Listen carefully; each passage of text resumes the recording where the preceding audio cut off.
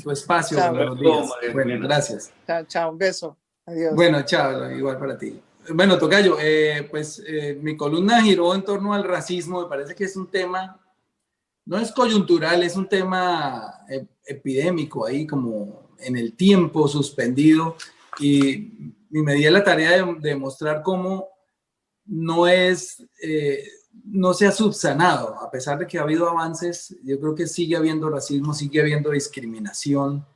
En las mismas frases de los funcionarios que yo aquí transcribo, frases de hace 2 meses, uno ve que todavía hay ese segregacionismo. Y pues bueno, voy a hablar sobre esa columna, voy a leerla y entonces espero sus comentarios al final. ¿Listo? Bueno, se llama Negros hijueputas. Hace 3 siglos a los negros los cazaban como animales en África. Luego los vendían a un traficante de humanos que los metía en un barco, encadenados durante largos meses de travesía, y al llegar a América los volvían a vender. Los exhibían en público, con cadenas en el cuello. Les levantaban los gruesos labios para que los compradores observaran sus blancas dentaduras y los subastaban. ¿Quién da más? Por un ser humano. Su nuevo amo lo ponía a trabajar en su hacienda de sol a sol, casi sin descanso, sin salud, sin derechos. Cuando el negro o la negra tenían un hijo, este pasaba a ser propiedad del amo de sus padres. Al crecer, ese niño heredaba la esclavitud de sus padres y el ciclo se repetía.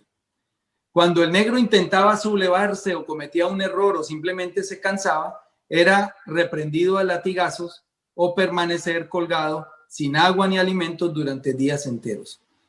Cuando escapaba, el negro era perseguido como animal hasta ser cazado nuevamente vivo o muerto. Si al amo le gustaba la mujer del negro, sencillamente la tomaba sin permiso y la accedía sexualmente sin ninguna consideración y sin importar el dolor del negro. Si la hija del negro despertaba algún apetito sexual al amo, este también la tomaba para él las veces que quisiera. Al fin y al cabo, eran de su propiedad. Cuando en teoría se acabó la esclavitud, el negro siguió siendo discriminado. El color de su piel no era tolerado en clubes, ni en escuelas militares, ni en concilios religiosos, y menos en palacios gubernamentales de Occidente. El negro fue relegado a 2 actividades principalmente: o era artista, esto es actor, músico, cantante, o era deportista. En ambos frentes sobresalieron de manera superlativa. Por ejemplo, en agosto de 1936, un joven negro de 22 años abofeteó el orgullo del líder histórico de la supremacía y la discriminación universal. Y esto sucedió en Berlín en medio del delirio de miles de alemanes que repletaban el estadio olímpico. Los deportistas alemanes listos a complacer al Führer eran los favoritos de la prensa y del público para arrasar con la medallería del atletismo de los Juegos Olímpicos. Estamos hablando de 1936. Estaban descansados mientras la delegación norteamericana acababa de cruzar el Atlántico en un buque. De repente aparece en el partidor un joven afro, representante de los Estados Unidos. Hitler tuvo que sentir rabia y asco por su presencia. Sin embargo, su superioridad le impidió pensar siquiera que sus atletas no pudieran aplastarlo. Se equivocó. Aquel hombre menudo de piel oscura, de nombre Jesse Owens, partió como una bala a devorarse los 100 metros que lo separaban de la gloria y de la historia. Cruzó por la tribuna donde estaba Adolfo Hitler como un destello, como una gacela negra. Nunca miró para atrás y menos para el lado. Recorrió los 100 metros en 10 segundos y 3 décimas. Nuevo récord mundial. Los alemanes llegaron después y no hay que tener mucha imaginación para imaginar la rabia del líder nazi. Sin embargo, quedaban varias competencias para reivindicar la superioridad de la raza aria para recuperar el orgullo nazi. Pero no hubo tal. Owens ganó también la competencia de los 200 metros, también la de 4x100 y también el salto largo. Un negro acababa de colgarse 4 medallas de oro ante los ojos del magnánime Adolfo Hitler.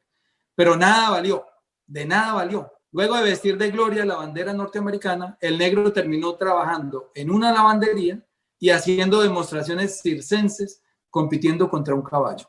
La fama ni siquiera le alcanzó para que su raza fuera respetada. El racismo no era exclusivo de los Estados Unidos ni de la Alemania nazi. En Colombia, Jorge Eliezer Gaitán también luchaba por los derechos de los afrodescendientes. Cuenta la leyenda que un día, durante una manifestación en Buenaventura, otros dicen que en Quibdó, ante una plaza abarrotada de negritudes, el líder liberal los saludó de una forma no muy ortodoxa. Negros y jueputas, les gritó antes de hacer una pausa que les sirvió a los negros para sonreír por la sorpresa que les había causado el singular saludo. Al cabo de unos segundos les repitió la dosis. Negros y jueputas, les gritó de nuevo con su voz melodiosa y chillona, y aquí empezaron las molestias.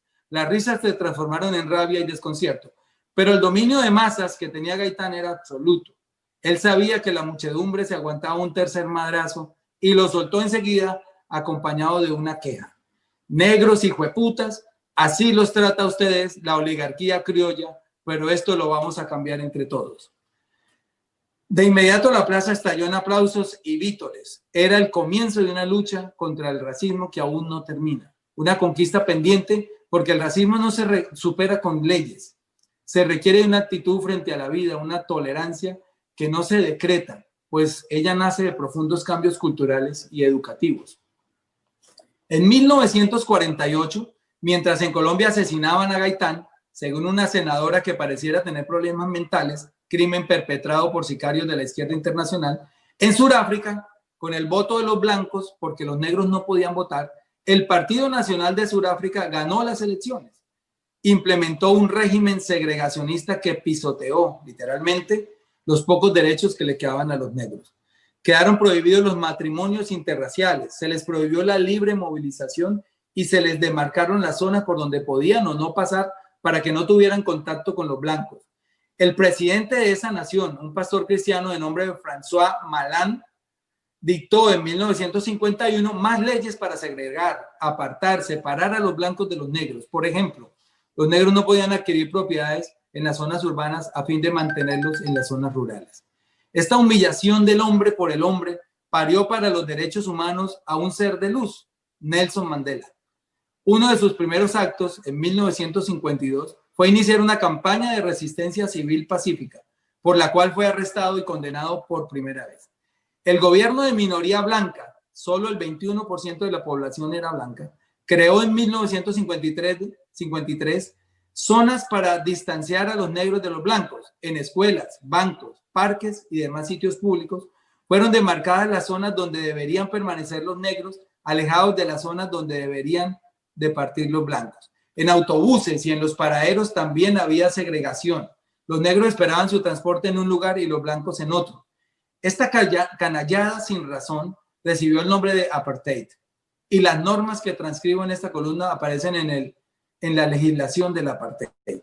Obviamente, los sitios para negros eran más pobres, descuidados, mal presentados, muchas veces sin luz ni agua, más lejanos y apartados y más feos. Dice un artículo de Wikipedia que, comillas, inclusive las ambulancias estaban segregadas, por lo cual, en caso de accidente, era indispensable avisar a la raza de la víctima, en tanto una ambulancia para blancos tenía derecho a negarse a llevar a un negro, mientras que las ambulancias para negros rara vez contaban con un equipo médico para emergencias.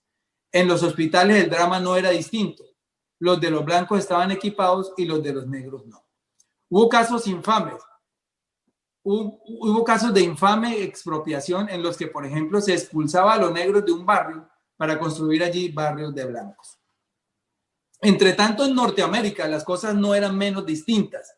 El negro no podía tomar el asiento de un autobús, así este estuviese desocupado. No podía entrar a restaurantes de blancos. A veces los blancos se cambiaban de acera cuando veían venir a un negro. Los oficios más precarios tenían un negro como destinatario, hasta que interrumpió en el escenario político un pastor protestante de la iglesia bautista llamado Michael King Jr., más conocido en la historia como Martin Luther King. Al igual que Mandela, era un hombre de paz, que con la misma filosofía con la que Cristo y Gandhi habían revolucionado la humanidad,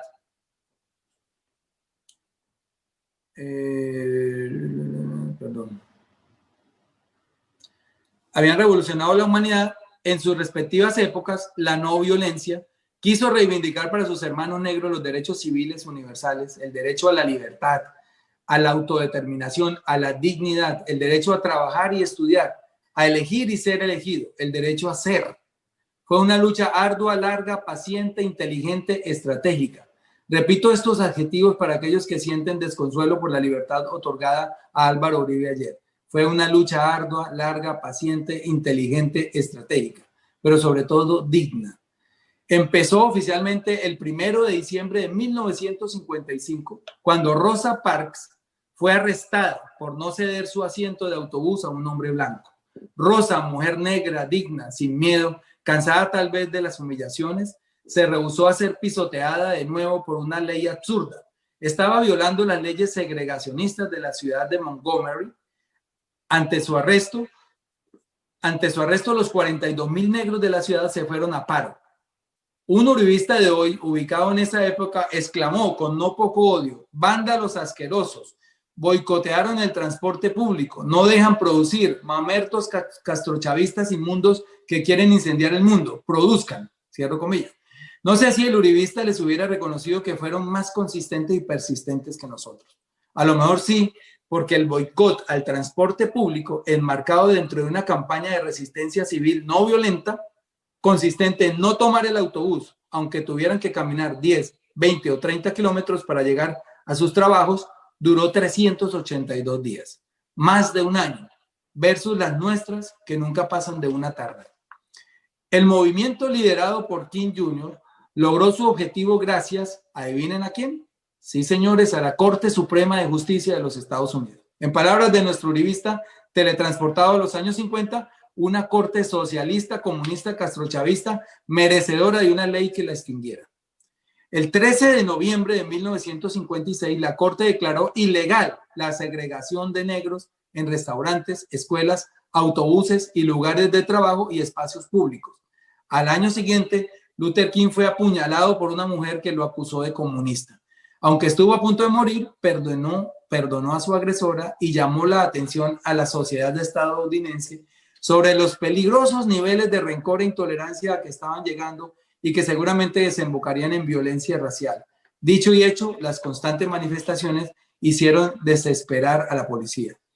En 1960, en Sudáfrica, en la población de Chaperville, sucedió una terrible masacre. Los integrantes de los partidos Congreso Nacional Africano y su ala más radical, el Congreso Pan-Africano, protestaban contra la imposición de que los negros tuvieron que portar pases para ingresar a cualquier lugar. La policía, en una actitud similar a la empleada en Bogotá el 9 de septiembre de 60 años después, abrió fuego contra la multitud desarmada, tal como sucedió en Verbenal o Villaluz. 69 manifestantes, todos negros, fueron asesinados y 178 resultaron heridos. La mayoría recibió disparos por la espalda. Un año después, a más de 10,000 millas de allí, de Sudáfrica, Luther King empezaba a ser espiado. Desde 1961, el FBI, nuestro DAS, le empezó a hacer seguimientos ilegales bajo sospechas de que el comunismo estaba infiltrando su movimiento por las libertades civiles.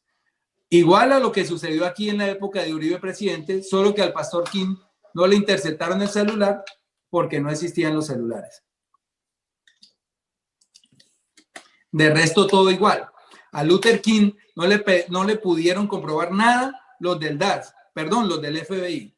Como no pudieron conseguir una sola prueba de su castrochavismo, le iniciaron una sistemática campaña de desprestigio para acabar su movimiento. Cualquier parecido con Petro es puro realismo mágico.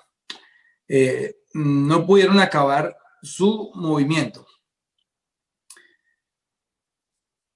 Conseguir más de 18,000 negros fueron a parar a la cárcel por violar las leyes segregacionistas. Se sentaban en las iglesias, en los restaurantes, en las bibliotecas y los autobuses para provocar arrestos.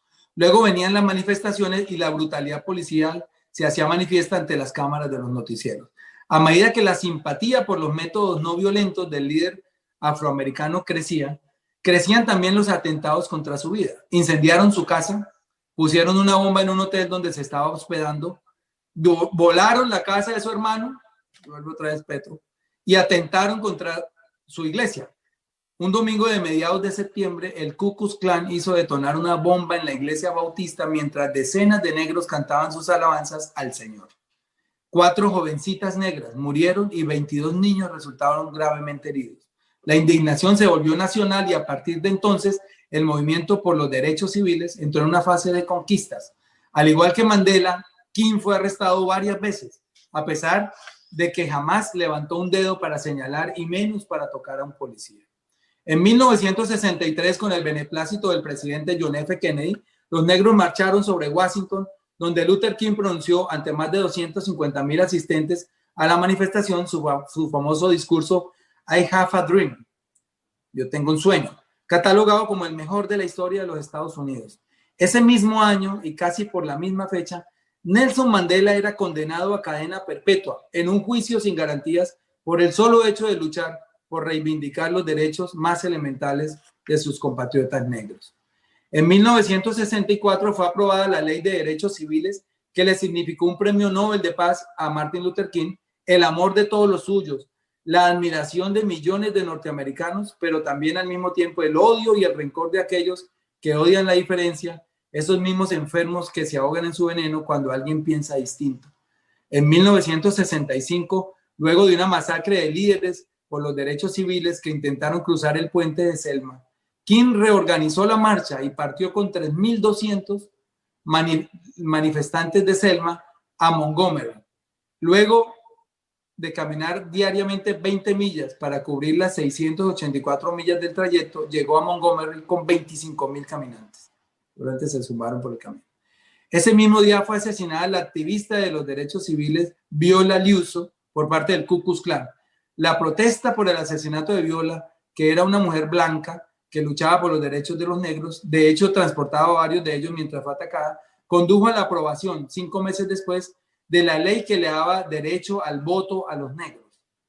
Luther King nunca se detuvo, criticó la alianza de los gobernantes de su país con dictadores y terratenientes latinoamericanos, se fue lanza en ristre contra la guerra de Vietnam, criticó la invasión de su país al país asiático y lo calificó como el mayor productor de violencia del mundo. Denunció el 1,000,000 de muertes producidas por su país en esa guerra, una buena parte niños, y propuso que los fondos de la guerra fueran destinados a solucionar los problemas sociales de los pobres de su país. Este discurso fue fuertemente atacado por la prensa, que por aquel entonces estaba hinchando de nacionalismo a los americanos, por lo que Luther King perdió algo de su popularidad. Miren los paralelos. En marzo de 1968 se desplazó a Memphis con el fin de apoyar una huelga de los recogedores de basura de la ciudad que luchaban por igualar las condiciones salariales que tenían los blancos dentro de la empresa. Luego viajó a Chicago a acompañar las luchas de los pobres. Lo cierto es que Martin Luther King se volvió una piedra en el zapato para el establecimiento. Había que sacarlo del camino, había que frenarlo, hasta que lo lograron. Primero lo acabaron a punta de noticias falsas y luego lo neutralizaron, como diría nuestro senador José Obdulio Gaviria. Martin Luther King Jr. fue asesinado en Memphis el 4 de abril de 1968. Un hombre blanco llegó hasta el balcón de un hotel donde se aprestaba a ver un concierto y le propinó un disparo en la garganta.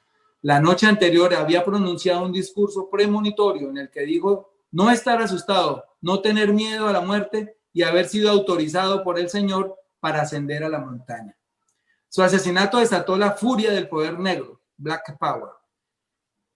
En más de 100 ciudades de los Estados Unidos hubo motines que dejaron un saldo de 48 personas muertas y a sus funerales asistieron 300,000 personas.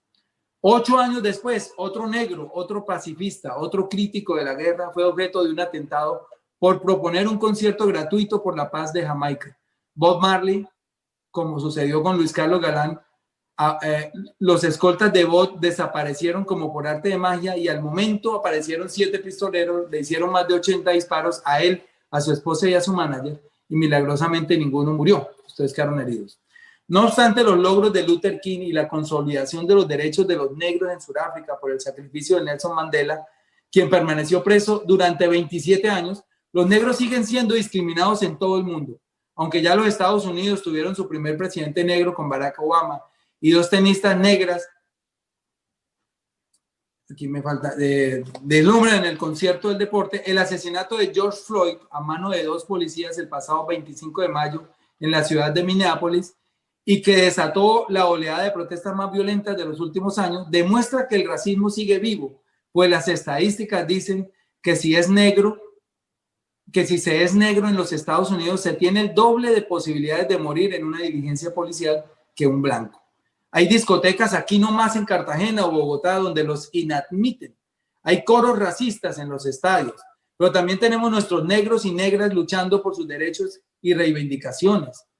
Luis Ernesto Lave, Francia Márquez, Víctor Hugo Vidal, Leiner Palacios, entre otros muchos. Y también nos han matado unos cuantos en plena lucha como Temístocles Machado, Maritza Quirós, Bernardo Cuero, Emilsen Manyoma Mosquera, María del Pilar Hurtado, Héctor William Mina, José Yair Cortés, Luz Jenny Montaño, Ana María Cortés, Felicinda Santamaría, entre cientos más. A ellos todo el honor y el respeto y un lugar especial en nuestras memorias. No obstante, hay políticos ruines como María Fernanda Cabal que han denigrado de los negros con frases como esta, comillas, si uno pone a trabajar a los negros, se agarran de las greñas, cierra comillas. Refleja esta frase el clasismo y el desprecio de la clase dirigente hacia los que ellos consideran seres inferiores. Aún así, la extrema derecha que detesta a los negros también tienen entre sus defensores a varios de ellos como el Tino Asprilla y otro por ahí cuyo nombre no quise recordar. Sorprende la similitud de situaciones vividas en Colombia, Estados Unidos y Sudáfrica. De hecho, los 3 países han parido a 3 premios Nobel de paz, King, Mandela y Santos. Causa estupor ver cómo son recurrentes en el tiempo las mismas situaciones de odio, de persecución, de estigmatización, de racismo que suceden en estas 3 partes del mundo. Pero no solo sucede con los afros. Hay otro sector poblacional que ha recibido vejámenes iguales o peores a las sufridas por los negros, los indígenas. A ellos también les dicen indios y hueputas, como pudimos constatar en una conversación entre un funcionario del MINTIC y otro del Ministerio de Gobierno. Se escuchaban cosas grotescas como esta, abro camillos. Ellos nunca van a cambiar y van a ser miserables y brutos toda la vida, malparidos. Yo ya odio a esos hijueputas. Lenguaje del gobierno hacia los indígenas. Necesitaría de otra columna para recordarles lo que han hecho con ellos. Hoy están de minga, reivindicando derechos, reclamando lo que Duque se comprometió a entregarles en la minga pasada y no les cumplió. Salud, educación, vías, dinero para sustituir cultivos ilícitos. Negros, indígenas y pobres siguen siendo hoy objeto de masacres y persecuciones, de desplazamientos y de atentados por parte de sectores intolerantes y excluyentes, interesados en el caos para pescar votos en medio del miedo. El líder que ha inspirado el odio en Colombia, el inspirador de nuestro Ku Klux Klan criollo, ha quedado suelto ayer, aunque ya lo estaba. Con el caso en la fiscalía y la fiscalía en manos de un fanático de su mismo partido, no crean que su situación puede cambiar en los próximos años. Pueden aparecer nuevas pruebas y testimonios sobre su supuesta participación en masacres y crímenes y nada pasará.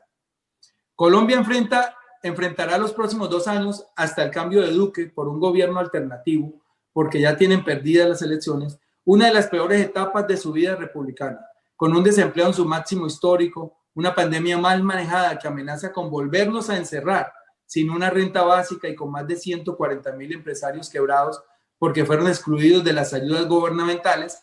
El estallido social está a la vuelta de la esquina. Esto fue lo que eligieron esos famosos 10.3 millones de colombianos en 2018, si es verdad que fueron tantos. Esto es lo que hay, esto es lo que vamos a enfrentar con las armas que nos enseñaron Gaitán, Luther King y Mandela: la palabra, la razón, el debate, la lucha pacífica. Jesús también lo hizo de esta manera, aunque hoy todos los uribistas le agradecen por la libertad de ese monstruo de intolerancia y venganza, como si Jesús fuera capaz de abogar por un ser tan abominable. Acabemos con el racismo, acabemos con la discriminación. El sueño de los negros debe ser el sueño de todos. El sueño de los indígenas debe ser el sueño de todos. Que el sueño de los pobres sea el sueño de todos. No descansemos hasta lograrlo. Repitamos la marcha de Selma, de casi 1,000 kilómetros. Repitamos un boicot de más de un año como el ocurrido en Montgomery a las empresas que patrocinan la masacre. Traigo a colación estos hechos de estas ciudades norteamericanas, aprovechando que Donald Trump ha erigido a Gustavo Petro como un líder mundial progresista, como un referente de la izquierda latinoamericana. Ya quisieran otros candidatos en Colombia que el hombre más poderoso del mundo los tuviera en el radar. Bueno, tocayo, hasta ahí va la columna. Escucha.